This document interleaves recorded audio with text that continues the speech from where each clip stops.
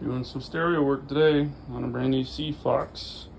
Gonna be installing these 8.8s on the tower, or on T-top. Got our amp there, swivel mounts. About ready to get busy.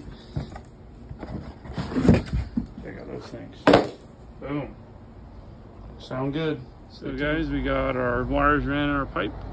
Getting ready to mount these suckers. We're gonna connect them first. It's gonna be positive for the speaker and negative for the speaker, and these for the lights, which we're not hooking up.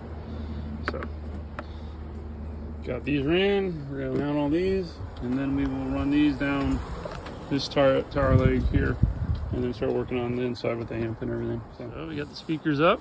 Look good. Swivel. So, facing that way. Or in his case, he wants to face them that way, going out towards his dive door.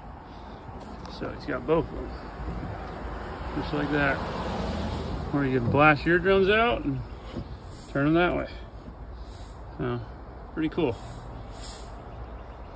So now we got the wires ran, zip tie those up. Now to get down the console and do the amp.